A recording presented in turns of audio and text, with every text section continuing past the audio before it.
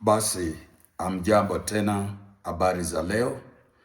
Basi karibu kwa Dr. Wilson Solution or Spiritual Ministry, ambapo ni ya Kiswahili hii, na washukuru nyote ambao mnanitazama kwa channel hii ya Kiswahili, na pia wote ambao mmejiunga pamoja na wale mnaendelea kujiunga katika channel hii ili kusikia yale mambo ambayo ninazungumza hapa. Yanaweza kuwa na msaada kwako, haya na msaada kwa watoto wako, au yasaidie kazi ya mikono yako, au afya yako, pengine kwa huduma yako, au mambo mbalimbali unaweza kuyatatua kupitia kwa channel hii ya Kiswahili. Sasa video hii kwa hii channel itakuwa inabeba mambo matatu manne yanayoweza kuwasaidia kategori watu wa aina nne ama watatu wanaweza kusaidika kwa hii video. Inaweza kuwa ni ya msaada. Kitu ya kwanza ambao nataka mnielewe, kwa wale wageni ambao wamejiunga katika channel hii, mimi naitwa Daktari Wilson Tayo, na wengine huwa wanafikiria labda ni mhubiri, pastor, mbona anazungumza mambo kama haya, na huyu ni mchungaji. Au wengine wanasema huyu mtu ameharibika kichwa, ameacha kazi ya Mungu, anafanya uganga. Basi pole sana, hii channel si ya kanisa. Hii channel si ya imani fulani. Hii ni channel ambayo ni kufananisha na duka kubwa ambalo linauza vitu kwa dunia. Na mtu yeyote aliye katika dunia anaweza akasikiza, akaangalia kwa hilo duka, akaona kitu kizuri kinachompendeza, akanunua. So hii ni channel ya kufundisha spiritual tips, masuala ya kutumia vitu vya asili katika namna ya kiroho ili kupata majibu yale ambayo unatafuta katika maisha. Na iwapo wale mnajua sana, mnaona kama ukifanya hivyo sasa hauna haja na Mungu tena, ama umewacha Mungu, basi hivyo ndivyo wewe unajua. Lakini wale ambao tuko ndani ya Kristo na tunajua kwamba kuwa rohoni si kuwa mtu wa Kristo peke yake. Unaweza kuwa rohoni na ni Muislamu, unaweza kuwa rohoni na ni Mkristo, unaweza kuwa ni mtu wa rohoni na ni kwanza mwanadamu ni roho, ana nafsi na anaishi ndani ya mwili. Ndio maana mambo ya rohoni inaweza kuwa ya wote. So asubuhi ya leo sitaweza kuzungumza mengi ili kujipigia kura ndio watu waniamini. Hapana, nimekuja tu kuwapatia kile kitu ambacho ninauza hapa, na wale ambao watanyosha mikono kukinunua na kukichukua kulingana na imani yako na maarifa nitakayopeana na vile unaamini, basi utakuwa umejaliwa, ni yako. La haujajaliwa, basi hamna shida. Kuna wale wanajaliwa na kuna wale hawajajaliwa na hii. So channel hii ni ya kufundisha tips, jinsi ya kutumia vitu vinavyo vya asili kufanya mambo na kutatua mambo ya kawaida na mambo mengi katika maisha katika namna ya kiroho. Sasa karibu. Wale watu watakaosaidika na hii video, wa kwanza ni wale watu ambao wanataka ulinzi. Wale wanataka ulinzi wa personal protection, ulinzi wa boma, ulinzi wa biasharani, ulinzi wa mahali popote au jamii yako. Ulinzi ni kitu cha muhimu sahihi ambacho tunajitahidi kuhakikisha kwamba tunapata ulinzi unaotoka kwa Mwenyezi Mungu. Lakini pamoja na hayo, nimewahi kuwafundisha video kama hii, nimewaambia ulinzi upo, si makosa, na kwamba unafanya kitu kinachoweza kupatia kinga haimaanishi ya kwamba umemwacha Mungu. Kumbuka tunajenga makanisa na tunaweka malango. Malango inasimamia kuzuia kuingia ama kuingia. Ikiwa mlango umefunguliwa, unaingia. Ikiwa mlango umefunga, hauwezi ukaingia. Hiyo imesimamia ulinzi. Jambo lingine tunaweka pale ni vifuli. Vifuli vinasimamia ulinzi, security. Kwamba mtu awe na kifunguo, yani ruhusa ya kuingia ndiye aweze kuingia. Kama una kifunguo huna ruhusa. ya kuingia. Hiyo ni kanisa tunajenga au msikiti tunajenga na tunaweka hiyo. Manyumba za ibada tunajenga na tunaweka malango. Jambo la tatu, tunaweka compound na magate. Kanisa inakuwa kwa compound, inakuwa na gate. Hivi sasa hivi unaona Kenya, maeneo mengi watu wanaingia makanisani, wanabomoa, wanaingia, wanachukua vitu vya kanisa. Wanaiba hela, wanaiba hata meza ya Bwana, wanaiba vitu, watu hawana haja.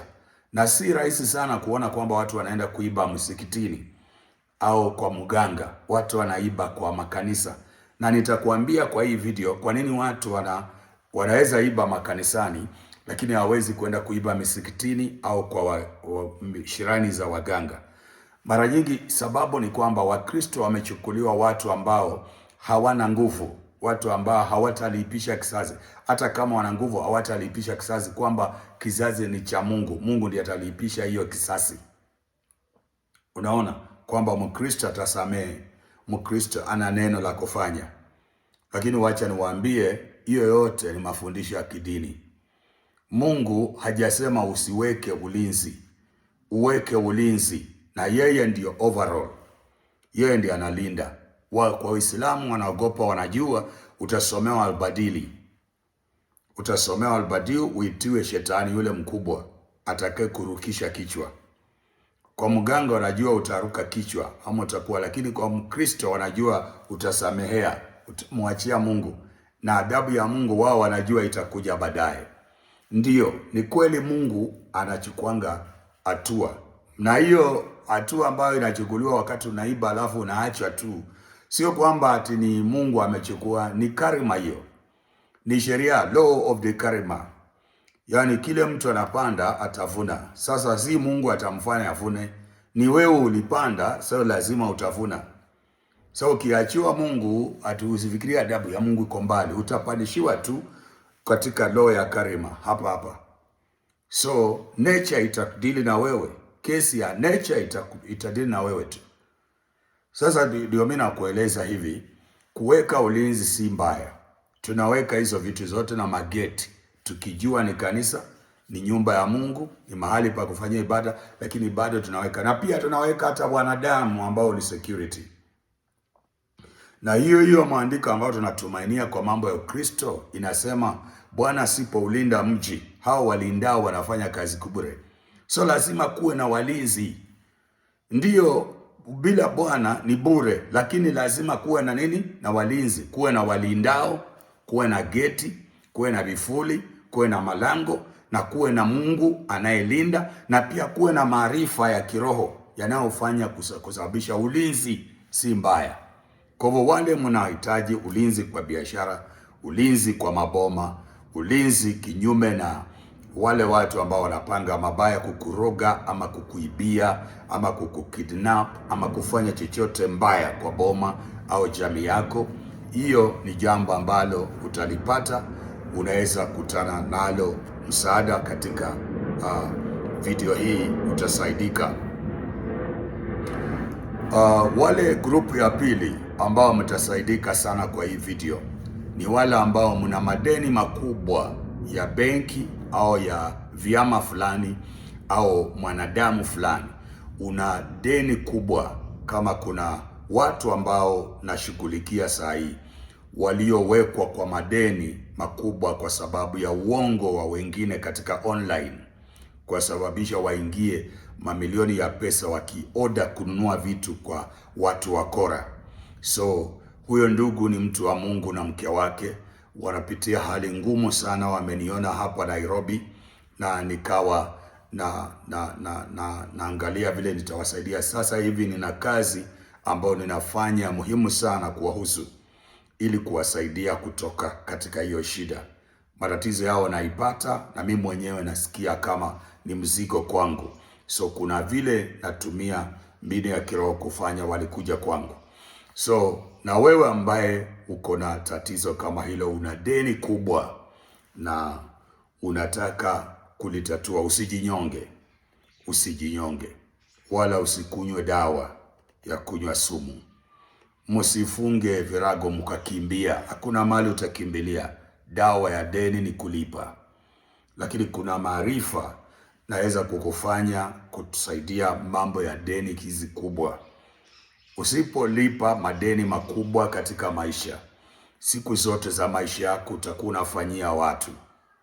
Ndio maana kuambia ni vizuri kuwa na mahali pako, ni vizuri kujenga boma lako, ni vizuri kujenga nyumba yako, ni vizuri kujenga sehemu ya kufanyia kazi kwako. Ikiwa utatoka katika hali hiyo, Mungu atakuwa amekutoa. Lakini kama bado unalipa marent, unalipa maeneo pa kazi, unalipa, kama bado tunafanya hivyo, tuko bado katika mifuko ya maadui. Na hiyo ni rahisi kuingia kwa madeni makubwa makubwa, sababu wengine bado tunasomesha watoto, ndio wako katika college, wako katika university. Sasa demand ni kubwa sana, unaona. So iwapo utatoka kwa umaskini na ufukara na frustration ya pesa, itakubidi mwanangu ulipe deni kubwa kubwa zitoke kwa maisha yako. So kuna njia kadhaa za kiroho. Iwapo jambo limekutatiza, imekuwa shida, kuna njia kadhaa za kiroho ambazo unaweza kupata namba yetu kwa online hapa, ama email ukatuma message ili useme una matatizo haya na ungependa kusaidiwa hivi na vile. Hilo ni jambo ambalo litakutoa na likupatia freedom. Wale wa madeni, una deni kubwa kwa society. Nilikwambia ndio kuingia katika hiyo madeni, hata wengine huwa ni kurogwa, wanarogwa ili waingie kwa madeni. Hata wengine unakopa pesa kwa nia nzuri, lakini yule mtu anakukopesha anaroga hizo pesa ili kwamba usiwe na uwezo wa kurudisha, ndio aweze kugrab mali ambao umeweka kama security. Hiyo ni vitu ambayo tunajua katika ulimwengu wa roho vinafanyika. Kwa hivyo ndio maana kuna mbinu za kiroho za kukusaidia kutatua mambo kama yale. So kama kuna deni kubwa na kutatiza kwa benki ama kwa vyama ama kwa mtu individual, na ungetaka kupata nafasi hii deni iondolewe kwa njia kadhaa tatu ambazo ukinitafuta katika line hiyo utapata kuelewa kwa njia gani. Zote ni njia tatu za kiroho ambazo tunaweza fanya kutatua hiyo tatizo, hiyo deni.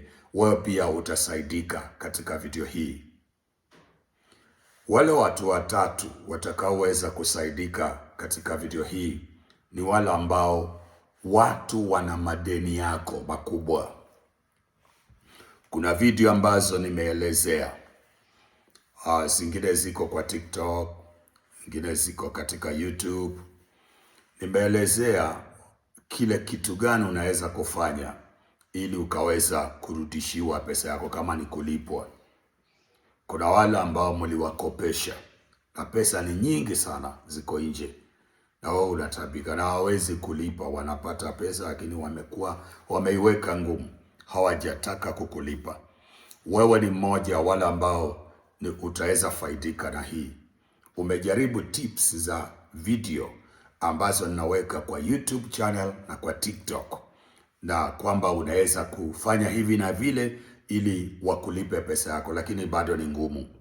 Wewe kama ni mmoja wa wengine, mmeniletea kazi na mbinu ambayo iko nyuma hiyo kazi ni ya kiroho. So lazima uelewe ya kwamba wale ambao mna tatizo hilo, kuna mbinu kadhaa hapa tunaweza kufanya pamoja. Unaweza kunifikia unione kazi tuifanye on the ground. Unaweza kunifikia walio Nairobi na sehemu za Nakuru, wapi mnaweza kunipata wapi? Hapa Nairobi. Na wale mko upande wa Busia mnaweza kunipata Bumala Town, hapo kuna ofisi yangu. Wale uko Mombasa mnaweza nipata Likoni, niko na ofisi hapo. So physically ni sawa, lakini kama pia hakuna uwezo, maana utalipa gharama yako kuja kuniona, utalipa pesa yako kulala, utalipa pesa yako kula. Mimi ni kazi tu, na tena hiyo kazi huenda ikahitaji pia material ambayo utalipia ndio tufanye kazi. Kwa hivyo wale upande wanadai madeni makubwa na watu wameakatalia, wanapata hela na wataka kulipa, niongeleshe pale, alafu pia hiyo utasaidika kwa hii video. Wale watu wengine ambao mnaweza kusaidika kwa hii video ni wale ambao mumeibiwa pesa online. Wale ambao mmeibiwa pesa online, ninyi pia umeibiwa pesa na mtu ambao si mjua, mabilioni ya pesa. Hivi sasa kuna kesi ya mtu ambayo ameibiwa 1.5 million pound. Milioni moja na nusu ameibiwa na mtu asiyemjua, na kesi yake niko naifanya saa hii. Kuna mwingine ameibiwa milioni $375. Hiyo kesi pia nimepewa. Na kuna mwingine pia ameibiwa $2.5 million. Hiyo pia niko nafanya. Huyo anatoka Canada, na huyu mwingine anatoka Nigeria, na huyu mwingine anatoka hapa sehemu za London, na wengine wako hapa Afrika tu. So iwapo kuna hela umeibiwa nyingi na unataka kukutana mimi, unione ili niweze kusaidia. Kuja Nairobi, tafuta nafasi, kukutana mimi moja kwa moja. Kazi ya hapa moja kwa moja ina biashara, ina majibu makubwa ya haraka tena kuliko ile ya distance. Distance huwa tunaifanya kwa sababu watu watalipa gharama nyingi sana, pamoja na gharama ya kazi itakuwa ni nyingi. Lakini pia kama una uwezo, ninakuencourage, unaweza kunifikia moja kwa moja ili tuweze kufanya kazi on the ground, uweze kutatua hayo matatizo ya kuibiwa. Wale ambao pesa yenyewe mnataka zirudi, unataka urudishiwe, so long as ako hai. Nilikwisha kuambia mtu akiwa ako hai hawezi kuwa ako hai na hana kivuli chake. Kivuli bado kinaambatana yeye. Jambo la pili, hawezi kujificha chini ya ardhi. Jambo la tatu, roho hawezi kukosea kumpata, maana mwanadamu ni roho, ana nafsi, anaishi ndani ya mwili. Kwa hivyo wale mlio na kesi za aina hiyo, mnaweza pia kunipata na tuweze kutatua. Ukianza kunitafuta kwa ajili ya hiyo kesi, nataka niwaambie kwamba ina gharama za kulipa pia. Ili pesa zirudi, kuna gharama. Kumbuka kuna safari kulipia, kuna hoteli kulala, kuna kula, kuna kulipia material yenye itahitajika, kuna kulipia kazi ndio iweze kufaulu. So wale ambao huwa mnanipigia na mnasema nina hili na hili nisaidie, tafadhali, nimefungwa mikono. Siwezi kusaidia bila kupewa bidhaa vya kufanya na maarifa yangu ili kazi ifanyike. Na hizo bidhaa hatuokoti. Hizo bidhaa hakuna mali vimetupwa kwamba utaenda kuokota. Hizo bidhaa vinanunuliwa na wale wanauza, hawapatikani. Wengine Nairobi, wengine ni Zimbabwe, South Africa, Nigeria, Ghana, other places. Hata kama ni Kenya, sehemu zingine ambazo ni place ambazo si rahisi, unafika na masharti ndio uweze kununua. Wewe uwe mtu wa mashariki na uwe kwa aina hivi ndio uweze kununua. Sasa si rahisi. So wale ambao mnataka hiyo kazi pia mtapata kusaidika. Grupu ya mwisho ambao kwa hii video itaweza kusaidika ni wale ambao nimesema kinga, nimesema wale ambao wameibiwa pesa, nimesema wale ambao wana madeni makubwa, na wale ambao watu wanataka kuwalipa madeni yao. Wale mna madeni nimesema mnataka kulipa, na wale ambao mna madeni ya kulipa, na wale mmeibiwa, alafu na kinga. Nafikiri nimezungumza yote manne. So wale ambao mnataka mambo ya kinga kwa nyumba, kwa biashara, kwa mwenyewe, wale ambao mnaibiwa, mnataka hiyo hela irudi, na wale ambao wana madeni wanataka vile watalipa, na kuna wale ambao wana madeni nje, watu wanatakana kukulipa. Sasa hizo nne ndio nimeweka hapa. Hakuna kazi ya kishetani takaifanya. Channel hii haihusu kupromote chochote ambacho ni cha giza. Hii channel pamoja ni kwamba maarifa ni ya asili ya kiroho ya kutumia vitu vya asili. We don't promote, hatuungi mkono watu kuuana, hatuungi mkono watu kufanya uchawi na ushirikina hapa ili upate kufaulu mambo. No, tunaweka maarifa ya kiroho yale ya kutumia hizo vitu. Alafu nguvu ni za Mungu. Nguvu ziko kwa maombi, nguvu ziko kwa neno la Mungu, nguvu ziko kwa uwezo wa Roho Mtakatifu. Sasa hii tunatumia uwezo wa Mungu kutia nguvu vitu vya asili kutusaidia katika spiritual deployment. Nikueleze mfano wenye nitakwambia hapa. Watu promote uchawi na ushirikina wote, lakini tuna deal kudestroy, kuharibu uchawi na ushirikina na mbinu zote ambazo zinachangia magumu katika maisha yako. Okay? Hiyo ndiyo kazi ya hapa. Kwa hivyo wale hamjanielewa, wale ambao mnaona nikitumia hizi vitu basi nimewacha Yesu, nimeenda nje. No, mna makosa. Hamuoni vizuri. Hii ni neema tu nimepewa kujua namna ya kutumia kitu fulani. Mfano, tunaenda hospitali, njia ya sayansi. Bishop anaenda hospitali, prophet anaenda hospitali, teacher wa neno la Mungu anaenda hospitali, mwinjilisti anaenda hospitali, mchungaji anaenda hospitali. Na pia katika dini zile zingine watu wanaenda hospitali kwa sababu njia ya sayansi tunaiamini. So tunaenda kule, tunapewa madawa na pia tunadungwa mashindano. Ni vitu vinavyoonekana. Madawa ni vitu tu, herbs ambazo zinatokana hapa, zinatengenezwa na wazungu walio na maarifa. Mabongo za watu zinachukuliwa, tembe za miti zinachukuliwa, vitu vinatengenezwa madawa, alafu vinawekwa chemical fulani.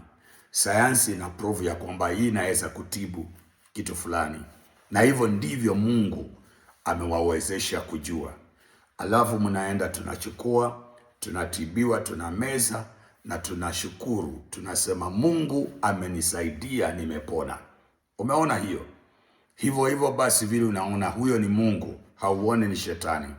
Hivi basi mimi nitakuambia haya maji, maji ya aina hii ukiyatega kwa wakati fulani na kuchanganya hiki na kile na uombe Mungu wa mbinguni, kwa sababu Mungu ndiye anayetibu, basi jambo hili litaweza kutatuliwa. Hivyo basi ndio vile tunafanya. Kitu hapa ni maarifa. Maarifa ndio tunatafuta ya kiroho. Tukisha yapata na kujua, jambo la pili ni nini inahitajika, kitu aina gani, inatakana itayarishwe saa ngapi, ni lini, siku gani, kulingana mtu mwenye ana shida hii tunaweza kuitatuaje. Unajua matatizo mengi ya wanadamu wameshikwa na wanadamu wenzao walio na maarifa ya ubaya. Sasa sisi tulio na maarifa ya uzuri tunapangua hiyo maarifa ya ubaya, tukitumia maarifa ya uzuri kutatua mambo ya wanadamu. Asante kwa kunisikiliza. Hii video inaweza kuwa msaada kwa mtu mwingine. Channel yangu unaweza kunipata mimi kwa namba jumulisha namba ya Kenya, yani +254 alafu 790 alafu 970 454. Hiyo namba ya WhatsApp. Utasema maneno yako. Kama unaweza nipata kwa email kingdomchampionministry@gmail.com, utanipata hapo. Hiyo ni email. Au social media zote, Facebook page Will Tayo Global Solution for All Mankind. Utatuma, utapata contact pale, ama www.globalsolutionforallmankind.com, utatuma message pale. Wale wote ambao ninafanyia kazi sasa na wale ambao mnataka kufanyiwa kazi, unaweza kutaka kuniona moja kwa moja ili kazi kusikiza vizuri, nijue la kukusaidia, au unaweza kuandika email au WhatsApp, tutakusaidia. Mungu akubariki na Mungu akupe neema ya kusikia haya na kuweza kuchukua hatua. Usijinyonge. Kama haujapata jibu ni kwa sababu hujapata mtu wa kupatia jibu, lakini majibu yapo, suluhisho lipo katika masuala ya kiroho, masuala ya jamii, masuala ya kifedha, masuala ya afya, masuala ya biashara, masuala ya ulinzi. Katika kona zote Mungu ana suluhisho, na suluhisho litatumika kupitia mwanadamu aliyejaliwa na hiyo neema. Siwacha Bwana akubariki, akupe neema ya kusikia haya na kuchukua hatua. Tukutane kwa video itakayokuja. Asante.